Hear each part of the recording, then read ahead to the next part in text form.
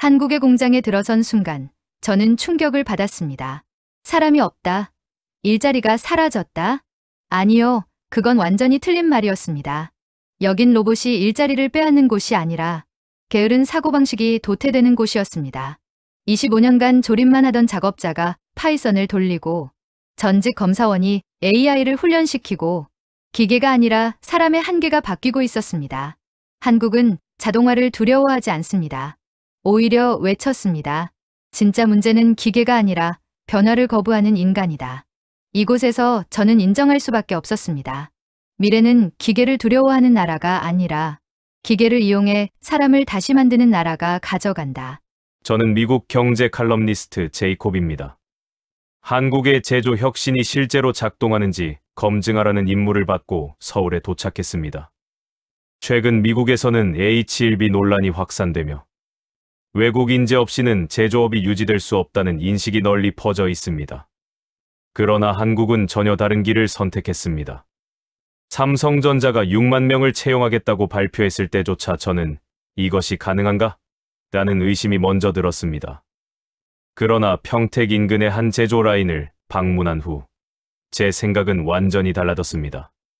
거의 사람이 없는 자동화 구역. 그 조용함 속에서 흐르는 데이터의 긴장감. 모니터 앞에서 미세한 오차를 분석하던 젊은 엔지니어의 집중한 표정. 이곳에서는 노동력 부족이 문제가 아니었습니다. 기계는 일을 수행하고 사람은 기계를 관리하는 구조가 자리 잡고 있었습니다. 미국이 선택해온 단순 노동 대체가 아니라 한국은 노동 전환을 선택하고 있었던 것입니다. 하지만 취재 과정에서 만난 미국 컨설턴트는 한국의 빠른 자동화를 리스크라고 평가하며 저와 충돌했습니다. 그의 논리는 명확했습니다. 사람이 없으면 시스템은 오래가지 못합니다. 그러나 한국의 현장에서 제가 확인한 사실은 정반대였습니다. 사람이 없어 무너지는 것이 아니라 사람이 다른 일을 할 수 있게 되어 더 강해지는 구조가 형성되고 있었던 것입니다. 이 깨달음은 결국 저를 한 가지 결심으로 이끌었습니다. 미국 제조업의 해법은 값싼 노동력에 의존하는 것이 아니라 한국이 보여준 기술과 노동의 구조적 재구성에 있다는 사실을 전해야 한다는 결심입니다. 좋아요. 구독을 누르시면 오늘 당신에게는 행복한 일이 더 많이 생길 것입니다. 인천국제공항에 도착한 순간까지도 저는 회의적이었습니다. 제가 소속된 미국 산업정책연구소에서 받은 브리핑 자료는 간결했습니다. 한국 제조업의 자동화 전략을 검증하라. 삼성전자의 6만 명 채용 계획이 실제로 실현 가능한지, 그리고 그것이 미국에 어떤 시사점을 제공하는지 조사하라. 표면적으로는 객관적인 조사 과제였지만 저는 이미 마음속 결론을 내린 상태였습니다. 6만 명, 불가능하다. 한국의 출산율은 0.7명대입니다. 젊은 인구는 빠르게 감소하고 있고 제조업 기피 현상은 심화되고 있습니다. 임금을 올리고 복지를 강화해도 사람이 없다면 공장은 돌아가지 않습니다. 출국 전 동료 제이슨이 던진 농담이 떠올랐습니다. 한국도 결국 H1B 비자 비슷한 제도를 만들걸? 노동력이 부족하면 베트남이나 필리핀 인력을 대량으로 데려올 수밖에 없겠지. 저는 웃으며 고개를 끄덕였습니다. 그것이 전 세계 제조업의 공통된 흐름처럼 보였기 때문입니다. 그러나 한국은 달랐습니다. 적어도 공식적으로 발표하는 정책만 본다면 말입니다. 서울 시내로 향하는 택시 안에서 창밖의 풍경을 바라봤습니다. 고층 빌딩들, 빠르게 바뀌는 전광판, 정돈된 도로. 모든 것이 효율적으로 보였지만 그 효율성 속에 사람은 얼마나 존재할까? 택시기사도 60대, 편의점 직원도 중년, 호텔 프런트도 50대 이상. 젊은이들은 어디에 있는가?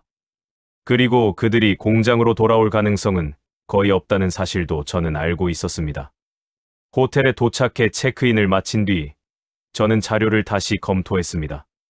삼성전자 반도체, 디스플레이, 가전 부문에서 6만 명 채용. 그중 상당수가 생산직. 한국 언론은 이를 고용 대책이라 반겼지만 미국 싱크탱크들은 냉소적으로 분석했습니다. 실현 불가능한 선언일 뿐이다. 저도 같은 생각이었습니다. 그러나 다음 날 아침 평택으로 향하는 고속버스 안에서 저는 이상한 예감을 느꼈습니다. 뭔가 제가 놓친 것이 있다는 설명하기 어려운 강한 직감이었습니다. 2점, 공자.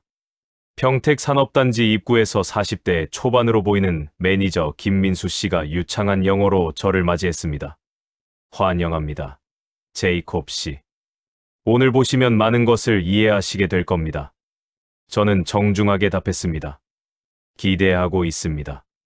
수많은 공장을 취재해왔지만 자동화의 끝을 본 적은 없었습니다. 폭스콘, 지멘스, 테슬라. 어디든 사람이 필요했습니다. 아무리 자동화가 진전되어도 사람의 손은 반드시 필요했습니다. 그러나 이 공장에 들어선 순간 첫 느낌은 전혀 달랐습니다. 너무 조용했습니다. 기계의 충돌음, 사람들의 발걸음, 운반 차량의 경적 소리가 사라진 공간. 낮게 흐르는 전자음과 장비의 미세한 진동만이 느껴졌습니다. 여기가 메인 조립 라인입니다. 김 매니저가 설명했습니다. 하루 생산량 3만 대. 이 라인을 운영하는 인력은 12명입니다. 12명입니까? 저는 반사적으로 되물었습니다. 3만 대를 12명이 만든다고요? 그는 웃으며 고개를 끄덕였습니다. 정확히는 12명이 관리합니다. 직접 보시죠. 우리는 거대한 강화 유리 앞에 섰습니다. 그 너머에는 제가 지금껏 본 적 없는 풍경이 펼쳐져 있었습니다. 정교하게 움직이는 수십 개의 로봇담, 자재를 이동하는 자율주행 AGV, 실시간으로 물량을 탐지하는 비전 검사 시스템, 그리고 사람이 거의 없었습니다. 12명은 어디 있습니까? 제가 묻자 그는 라인 끝에 관제실을 가리켰습니다. 대형 모니터들 앞에 앉아 화면을 모니터링하는 몇 명의 엔지니어. 그들이 전부였습니다. 저는 압도당했습니다. 테슬라보다, 폭스콘보다, 모든 자동화 공장보다 더 진보된 모습이었습니다. 그러나 라인 중간에 텅 빈 작업대가 눈에 띄었습니다. 저곳은 왜 비어 있습니까? 김 매니저의 표정이 묘하게 굳었습니다. 그건 나중에 설명드리겠습니다. 관제실에 들어서자 강하게 틀어진 냉방으로 인해 차가운 공기가 먼저 느껴졌습니다. 벽면 전체를 채운 대형 스크린에서는 실시간 데이터가 쉼없이 흘러가고 있었습니다. 생산량, 불량률, 장비 가동률, 에너지 소비량, 예측 유지보수 알림까지 모든 지표가 숫자로 정교하게 표현되고 다양한 형태의 그래프로 시각화되어 있었습니다. 한 젊은 엔지니어가 모니터 앞에서 미간을 모은 채 집중하고 있었습니다. 그는 20대 후반으로 보였으며 헤드셋을 착용한 채 깊게 몰입해 있었습니다. 저는 그의 화면을 조심스럽게 살펴보았습니다. 0.003mm의 오차를 추적하는 로그 데이터가 표시되고 있었습니다. 저분은 어떤 업무를 담당하고 있습니까? 제가 조용히 물었습니다. 머신러닝 엔지니어입니다. 김 매니저가 답했습니다. 지금 보시는 오차는 정상 범위 안에 있습니다만 AI 모델이 특정 패턴을 감지했습니다. 그는 그 패턴이 향후 불량으로 이어질 가능성을 분석하고 있습니다. 최종 판단은 사람이 합니까? 그렇습니다. AI는 예측을 수행하지만 개입 여부에 대한 최종 판단은 엔지니어가 결정합니다. 저는 고개를 끄덕였습니다. 이곳에서 사람의 역할이 직접 실행이 아니라 판단과 관리임이 명확히 이해되기 시작했습니다. 기계가 작업을 수행하고 사람은 기계를 조율하는 구조이는 단순한 자동화가 아니라 노동 구조의 본질적 전환이었습니다. 그렇다면 저 엔지니어분들은 어떤 경로로 확보하십니까? 이 정도 기술 역량을 갖춘 인재를 어떻게 충원하시는지 궁금합니다. 김 매니저는 미소를 지었습니다. 좋은 질문이십니다. 5년 전까지만 해도 저희 조립 라인에는 약 500명의 작업자가 있었습니다. 일부는 퇴직했고 일부는 다른 부서로 이동했습니다. 그러나 상당수는 재교육을 통해 새로운 역할로 전환되었습니다. 재교육 말씀이십니까? 네, 그렇습니다. 저희는 사내 교육 프로그램을 운영하고 있습니다. 기존 작업자들에게 데이터 분석, 머신러닝 기초, 로봇 유지 보수 등의 교육을 제공하고 있습니다. 물론 모든 분이 성공적으로 전환하신 것은 아닙니다만 상당히 많은 인원이 새로운 역할을 얻었습니다. 저 엔지니어 중 한 분도 5년 전에는 조립 라인에서 근무하던 작업자였습니다. 저는 놀라움을 감추기 어려웠습니다. 정말 그런 전환이 가능합니까? 가능합니다. 필요한 것은 교육 시스템, 그리고 전환하려는 개인의 의지입니다. 저희는 두 요소를 모두 갖추고 있습니다. 그 순간 경보음이 울렸습니다. 한 엔지니어가 즉시 키보드를 빠르게 두드렸고 화면에 빨간 경고 메시지가 나타났습니다. 라인 7 로봇 암 3번 토크 이상 감지. 김 매니저는 신속하게 무전기를 들었습니다. 유지보수팀, 라인 7로 이동 바랍니다. 30초도 지나지 않아 2명의 기술자가 라인으로 뛰어갔습니다.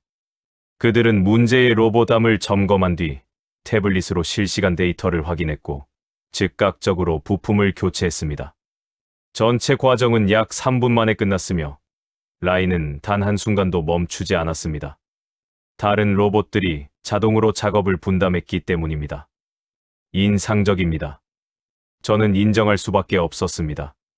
이것이 저희의 강점입니다. 김 매니저가 말했습니다. 작업 인력은 적지만 효율은 매우 높습니다. 그리고 이 시스템은 계속 발전하고 있습니다. 작년보다 올해, 올해보다 내년에 더 나아질 것입니다. 그날 저녁, 저는 서울로 돌아와 호텔 라운지에서 동료들과 화상회의를 진행했습니다. 제가 이날 공장에서 본 내용을 설명하자 반응은 크게 갈렸습니다. 젊은 분석가들은 흥분을 감추지 못했지만 시니어 컨설턴트들은 여전히 회의적인 입장이었습니다. 특히 가장 강하게 반대한 사람은 리처드 블레이크였습니다. 그는 60대 초반의 베테랑 컨설턴트로 제조업 분야에서 40년 가까이 활동해 온 인물이었습니다. 화면 너머에서 그는 냉정한 눈빛으로 저를 응시했습니다. 제이콥, 자네가 본 건 어디까지나 쇼케이스일 뿐이야.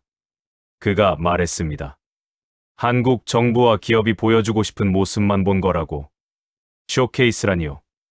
저는 실제 생산 라인을 직접 봤습니다.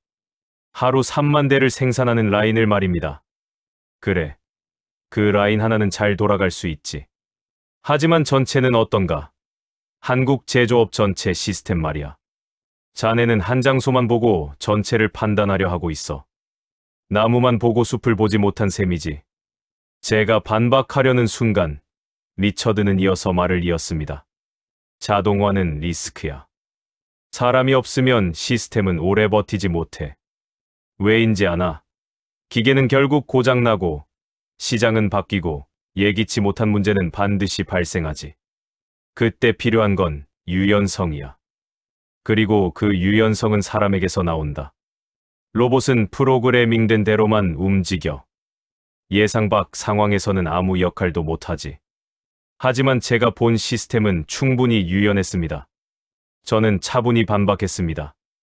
문제가 생기자 즉시 대응했고 다른 로봇들이 자동으로 작업을 재분배했습니다. 게다가 최종 판단은 사람이 했습니다. 그건 통제된 환경이니까 가능한 이야기지. 리처드는 코웃음을 쳤습니다. 진짜 위기가 오면 어떻게 될까? 팬데믹처럼 공급망이 붕괴되거나 전쟁으로 에너지 가격이 폭등하는 상황 말이야. 사람은 적응해. 하지만 기계는 못해. 자네는 지금 상황을 너무 이상적으로 보고 있어. 화상회의는 불편한 침묵 속에서 끝났습니다. 저는 노트북을 닫고 라운지 창밖을 바라보았습니다. 서울의 야경이 반짝이고 있었습니다. 리처드의 의견이 틀렸다고 생각했지만 동시에 그의 경험과 경고를 완전히 무시할 수만은 없었습니다. 다음 날 저는 다시 평택으로 향했습니다. 이번에는 김 매니저가 아닌 더 높은 직급의 임원을 만나기로 예정되어 있었습니다. 그리고 저는 리처드가 제기한 질문을 그대로 던지기로 마음먹었습니다. 진짜 위기가 오면 이 시스템은 어떻게 대응합니까? 이번 일정은 공장 투어가 아니라 회의실에서 진행된 면담이었습니다. 제 맞은편에는 박준영 전무가 앉아 있었습니다. 그는 50대 중반 정도로 보였고 차분하면서도 날카로운 인상을 풍기는 인물이었습니다. 제이콥 씨, 어제 공장을 다녀오시고 어떤 인상을 받으셨습니까? 그가 먼저 질문을 건넸습니다. 매우 인상적이었습니다. 저는 솔직하게 답했습니다. 하지만 동시에 의문도 생겼습니다. 이 시스템이 정말 지속 가능한 구조인지에 대한 의문이었습니다. 구체적으로 어떤 부분을 우려하시는지 여쭤봐도 되겠습니까? 위기 상황입니다.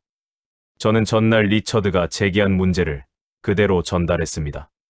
팬데믹이나 전쟁처럼 예상치 못한 상황이 발생하면 인력이 적은 시스템은 취약해질 수 있습니다. 유연성이 부족해지는 것 아닙니까?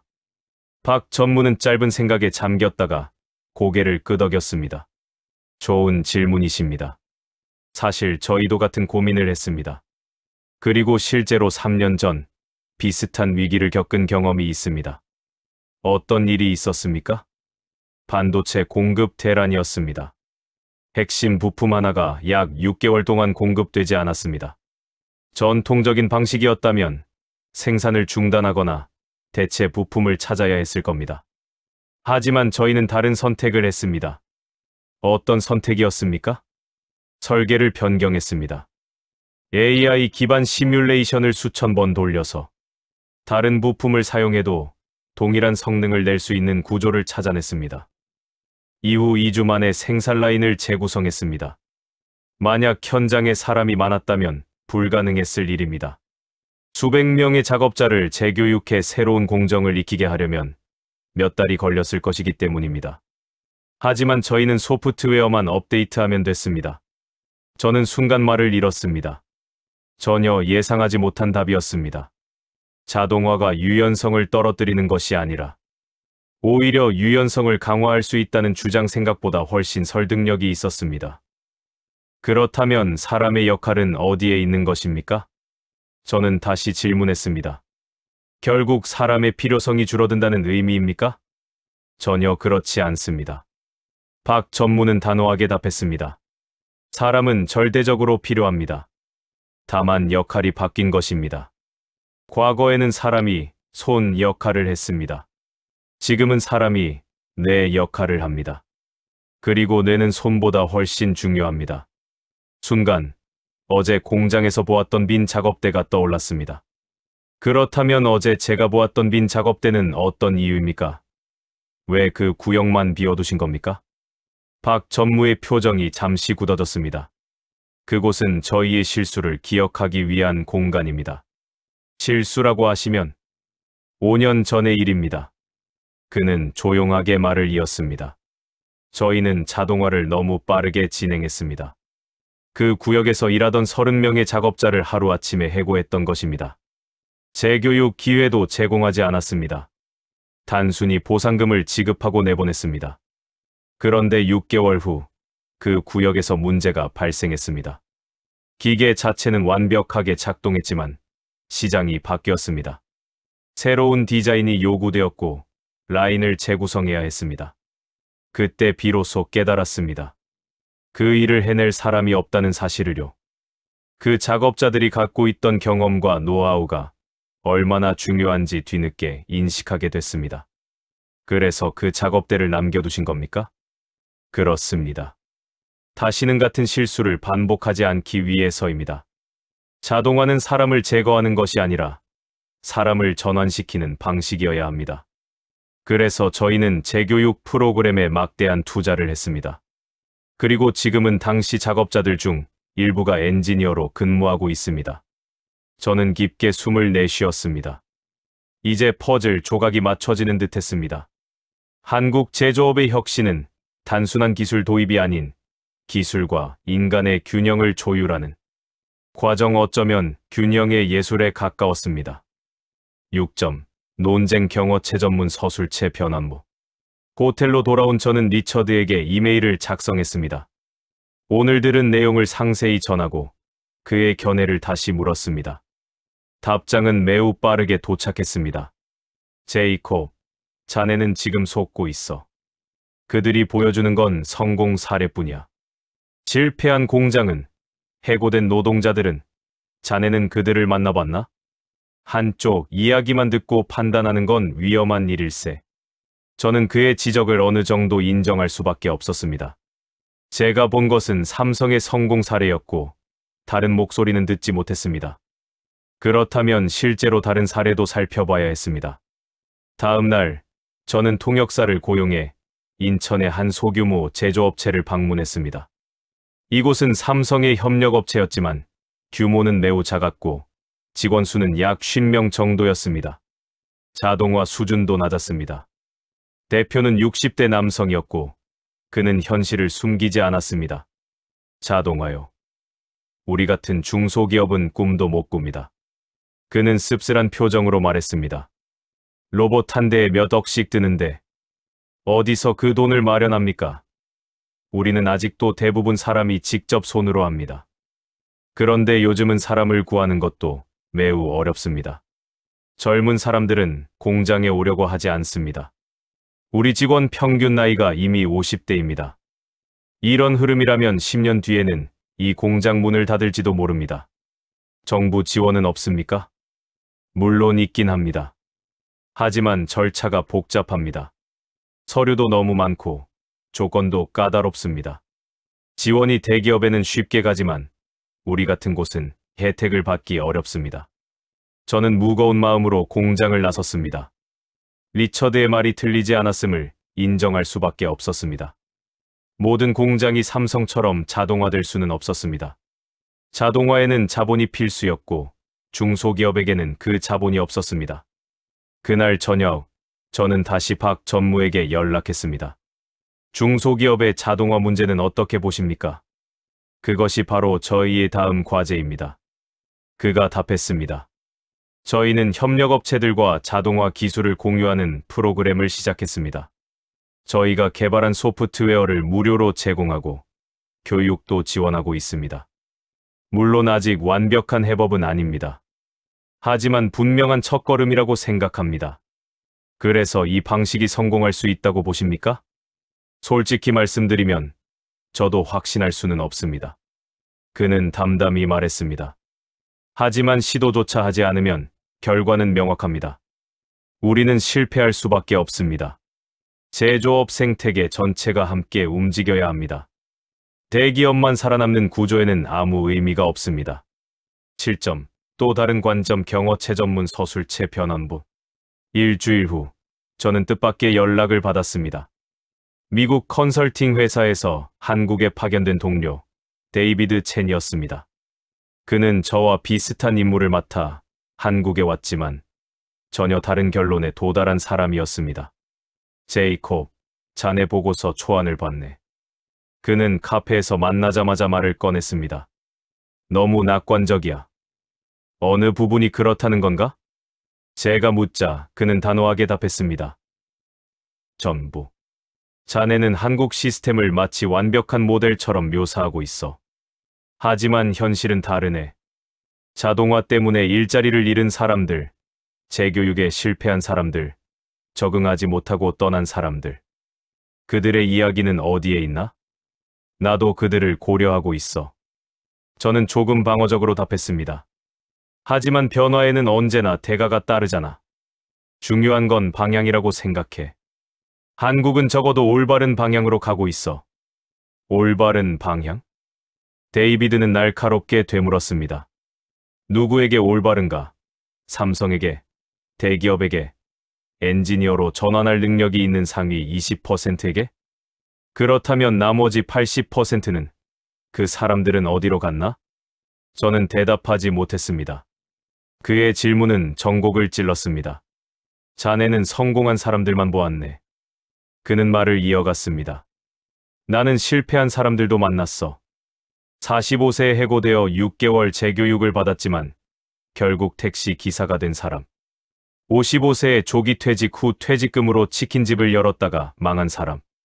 그들에게 노동 전환은 아름다운 말일 뿐이야. 그렇다면 대안은 무엇인가? 저는 반박했습니다. 자동화를 멈추자는 건가? 그러면 한국 제조업은 경쟁력을 잃을 거야. 중국과 베트남에 밀리고 결국 공장이 사라질 텐데. 그게 더 나은 선택인가? 나는 그런 주장을 하는 게 아니야. 데이비드는 한숨을 내쉬었습니다.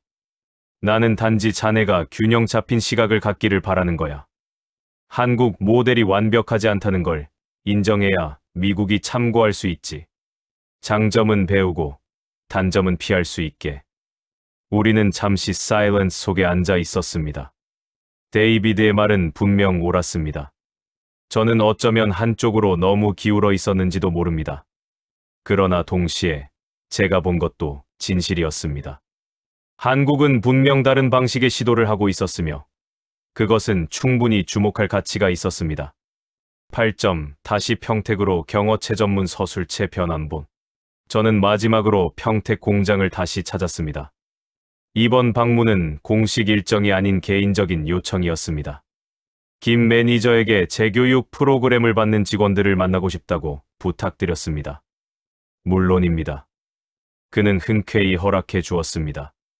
마침 오늘 저녁에 교육 세션이 있습니다. 교육장은 공장 건물 3층에 위치해 있었습니다. 강사는 30대 초반으로 보이는 젊은 엔지니어였습니다. 오늘은 파이썬 기초를 배웁니다. 김 매니저가 작은 목소리로 설명했습니다. 저분들 대부분은 3개월 전까지만 해도 조립 라인에서 근무하셨던 분들입니다. 저는 강의실 뒤쪽에 조용히 앉아 수업을 관찰했습니다. 수업은 매우 실용적이었습니다. 추상적인 이론이 아니라 실제 공장 데이터를 다루는 방법을 중심으로 가르쳤습니다. 엑셀 데이터를 파이썬으로 불러오고 간단한 그래프를 그리고 패턴을 분석하는 기초적인 데이터 처리 교육이었습니다. 수업 중 한 남성이 손을 들었습니다. 50대로 보이는 분이었습니다. 이 코드를 사용하면 우리 라인의 불량률을 예측할 수 있는 건가요? 네, 가능합니다. 강사가 답했습니다. 데이터를 더 많이 학습시키실수록 정확도도 높아집니다. 남성의 얼굴에는 흥분과 기대가 섞인 미소가 번졌습니다. 그렇다면 우리가 20년간 쌓은 경험을 데이터화할 수 있겠군요. 정확히 그렇습니다. 강사가 미소를 지었습니다. 여러분의 경험은 사라지는 게 아닙니다. 단지 형태가 바뀌는 것뿐입니다. 수업이 끝난 뒤 저는 그 남성과 대화를 나누었습니다. 그의 이름은 이성호 씨였고 25년 동안 조립 라인에서 근무했다고 했습니다. 솔직히 말씀드리면 처음에는 정말 두려웠습니다. 그가 고백했습니다. 45살에 새로운 것을 배운다는 건 쉽지 않잖아요. 컴퓨터도 제대로 못 다루는데 코딩을 배운다니 말도 안 되는 일이라고 생각했죠. 그런데도 도전하신 이유가 있습니까? 선택지가 없었습니다. 그는 쓴웃음을 지었습니다. 퇴사하고 새 일을 찾을 수도 있었죠. 하지만 이 나이에 다른 공장은 잘 뽑지 않습니다. 배달이나 택시 일도 생각했지만 그것도 곧 자동화될 겁니다.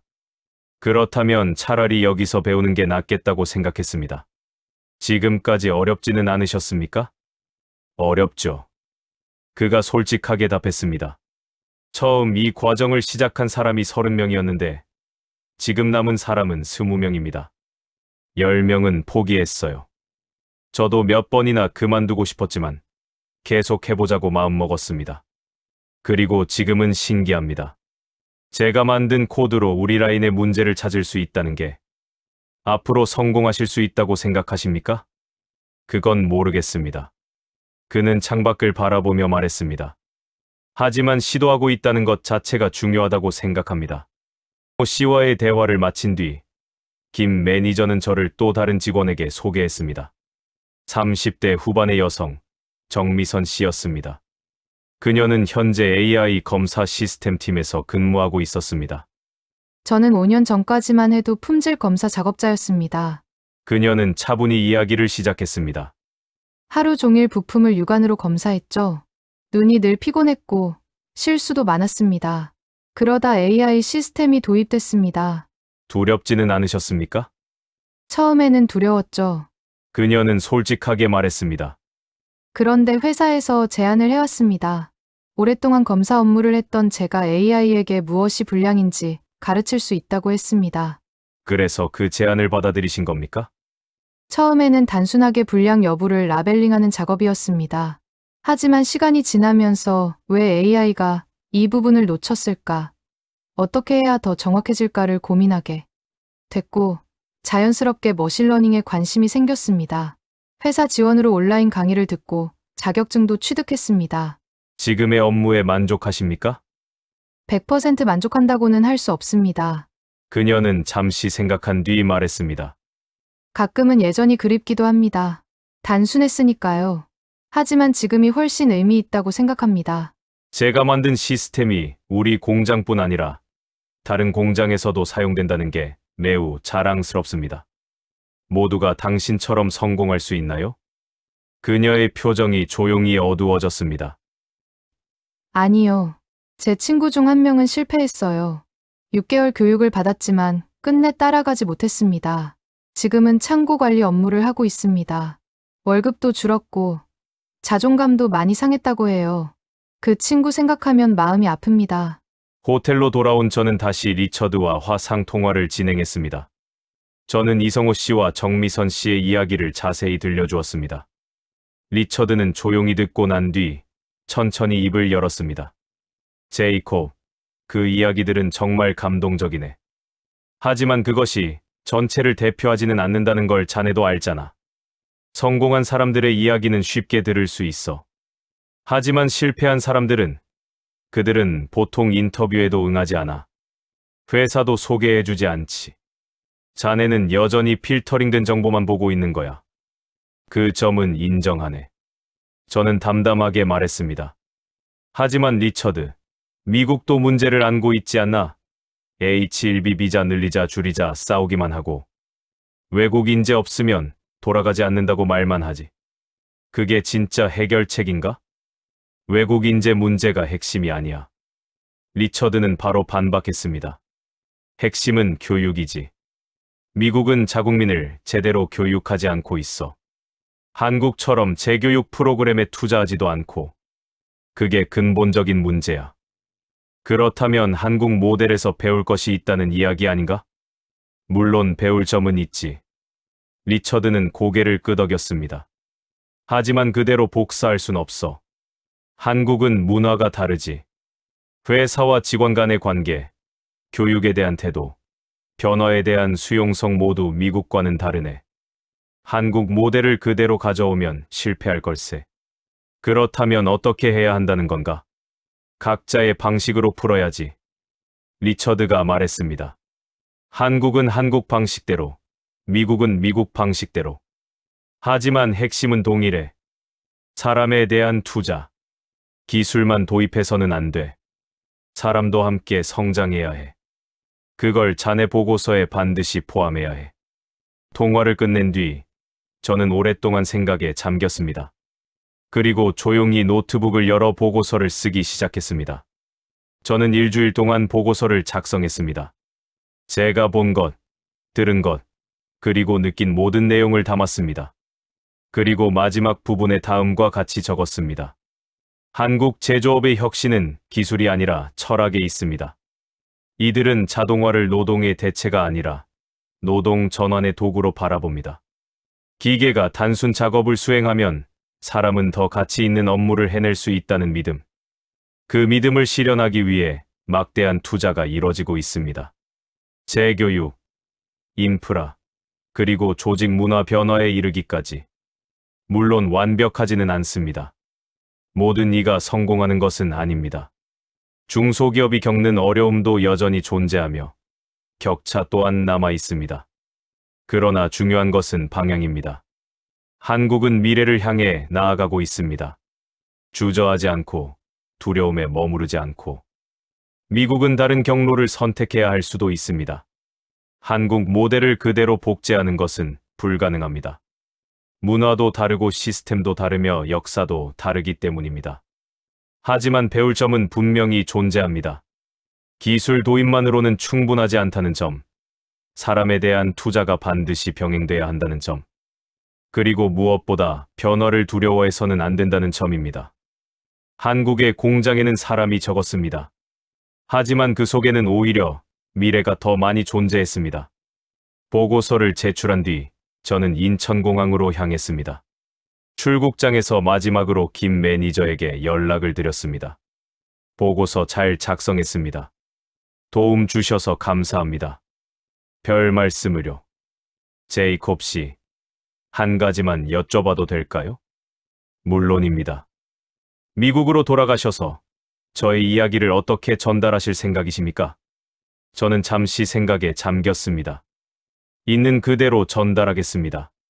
좋은 점도, 부족한 점도, 성공한 사람들의 이야기뿐 아니라 실패한 사람들의 이야기까지, 그리고 무엇보다 한국이 포기하지 않고 있다는 사실을 전하겠습니다. 그것만으로도 충분합니다. 김 매니저가 말했습니다. 저희는 완벽하지 않습니다. 하지만 계속 노력하고 있습니다. 그 점이 제대로 전달되길 바라겠습니다. 비행기에 탑승하며 저는 창밖을 바라보았습니다. 서울의 스카이라인이 점점 멀어졌습니다. 그 아래 어딘가에서 사람 없는 공장이 조용히 돌아가고 있었습니다. 로봇팔이 정밀하게 움직이고 데이터가 흐르고 젊은 엔지니어들이 모니터를 응시하고 있었습니다. 그리고 교육장에서는 45세의 이성호 씨가 파이썬 코드를 입력하고 있었죠. 틀리고 다시 고치고 조금씩 나아가며. 미국으로 돌아온 지 6개월이 지났습니다. 제 보고서는 적지 않은 반향을 일으켰습니다. 누군가는 환영했고 누군가는 비판했습니다.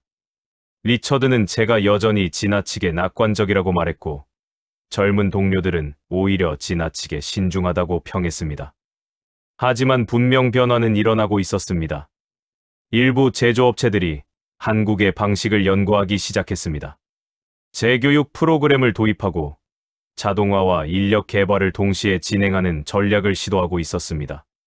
물론 작은 움직임에 불과했지만 변화는 이미 시작된 셈이었습니다. 그러던 어느 날 이메일 한 통이 도착했습니다. 김 매니저였습니다. 제이콥 씨, 기억하시는 빈 작업대 있지요? 그 공간을 드디어 채웠습니다. 하지만 로봇이 아니라 사람들로 채웠습니다. 재교육을 마친 10명의 엔지니어가 그곳에서 새로운 프로젝트를 시작했습니다. 차세대 생산 시스템 개발입니다. 그들 중 절반은 과거 조립 라인에서 일하시던 분들입니다. 당신께 꼭 보여드리고 싶었습니다. 저희 철학이 실제로 작동하고 있다는 사실을요. 저는 미소를 지으며 답장을 작성했습니다. 축하드립니다. 언젠가 다시 방문하고 싶습니다. 그때는 더 많은 이야기를 들을 수 있기를 바랍니다. 제가 한국에서 배운 것은 기술이 아니었습니다. 기술은 그저 도구일 뿐입니다. 제가 진정으로 배운 것은 변화를 어떻게 받아들이는가에 관한 태도였습니다. 미국에서는 변화에 대한 두려움이 강합니다. 자동화가 일자리를 빼앗을까, 외국 인재가 자국민 기회를 줄일까 걱정하며 변화를 늦추려 합니다. 규제를 만들고 제한을 두어 과거를 붙잡으려 하죠. 한국은 달랐습니다. 물론 한국도 두려움이 존재했습니다. 그러나 그 두려움을 인정하고 피하지 않고 정면으로 마주했습니다. 자동화는 피할 수 없다는 사실을 받아들이고 그렇다면 사람을 어떻게 준비시킬 것인가에 집중했습니다. 이것이 그들의 질문이었습니다. 답은 단순하지 않았습니다. 모든 사람이 성공한 것도 아니었습니다. 고통받는 이들도 있었고 격차는 여전히 존재했습니다. 그럼에도 그들은 멈추지 않았습니다. 실수를 인정하고 배우고 개선했습니다. 빈 작업대를 남겨둔 것처럼 과거를 기억하며 미래로 나아갔습니다. 저는 이제 확신합니다. 제조업의 미래는 값싼 노동력에 있는 것이 아닙니다. 기술의 구조화에 있으며 그 구조 안에서 사람이 어떤 역할을 할 것인지에 대한 고민이 핵심입니다. 한국의 공장에는 사람이 적었습니다. 그러나 그 조용함 속에는 오히려 미래가 더 크게 자리하고 있었습니다. 로봇이 일하고 데이터가 흐르고 사람이 판단하는 미래. 45세의 조립공이 파이썬을 배우고 품질 검사원이 AI를 훈련하는 미래. 완벽하지 않아도 포기하지 않는 미래. 그리고 저는 믿습니다. 미국도 그런 미래를 만들 수 있다고. 비록 방식은 다르고 속도도 다르겠지만 지향해야 하는 방향은 같다고. 기술과 인간이 공존하고 변화를 두려워하지 않는 사회 말입니다. 평택의 그 공장을 떠올릴 때마다 저는 이렇게 생각합니다. 사람 없는 공장이 아니라 사람이 다른 방식으로 존재하는 공장. 손이 아니라 뇌로, 힘이 아니라 지혜로, 반복이 아니라 창조로 일하는 공장. 그것이 바로 미래입니다. 그리고 그 미래는 이미 시작되었습니다.